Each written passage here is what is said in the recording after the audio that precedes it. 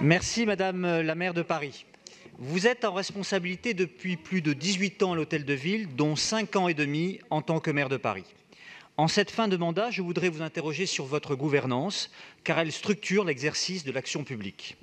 Aussi, permettez-moi, Madame la maire, de revenir sur certaines de vos décisions prises depuis 2014. Travail le dimanche tout d'abord.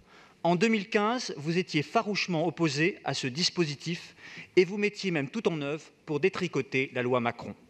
En novembre 2016, pourtant, vous finissiez face à l'évidence par vous résoudre à porter au maximum le nombre d'ouvertures de dimanche autorisées par la loi. Gratuité, deuxième sujet, dans les transports en commun. En mars 2018, en plein fiasco Vélib', vous communiquiez sur votre intuition selon laquelle, je vous cite, « la gratuité serait le bon moyen de faire reculer la voiture individuelle ».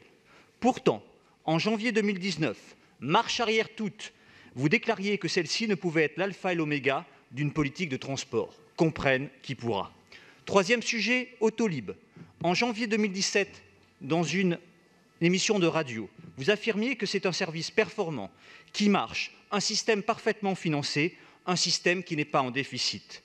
En juin 2018, la même maire de Paris, Madame Hidalgo, vous-même, vous faisiez le choix de détruire cette innovation portée par Bertrand Delanoë et appréciée de 150 000 abonnés. Police municipale ensuite. En mai 2013, dans un débat que nous avions eu sur BFM Télé, j'évoquais avec vous les problèmes de sécurité de Châteaurouge et du nord-est de Paris. Vous m'aviez répondu avec une certaine désinvolture, ce n'est pas ce que disent les habitants par rapport à la police municipale, votre proposition, Monsieur Bournazel. Je vous faisais la proposition d'une police municipale, 24 heures sur 24, à pied et à vélo, vous l'avez alors balayée. Même lors de la loi sur le statut de Paris, vous étiez à l'initiative en 2017 pour refuser cette idée.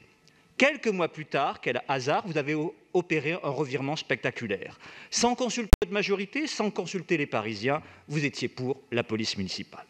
Alors, on arrive à aujourd'hui, la bétonisation du stade Ménilmontant, cette hérésie écologique que vous avez portée, est le dernier épisode, et probablement le plus emblématique d'une gouvernance qui échappe à toute logique, sinon électoraliste.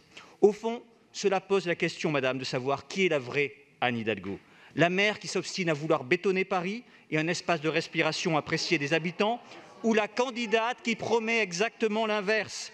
Madame la maire de Paris, si je peux finir calmement ma question, quels sont les prochains revirements que vous nous proposez? Dans l'intérêt général, je vous en propose quelques-uns. Renoncer à la tour Triangle, renoncer au projet de densification de la ZAC Bercy-Charenton ou remettez en régie municipale la cantine du 18e. Qu'en pensez-vous, Madame la maire?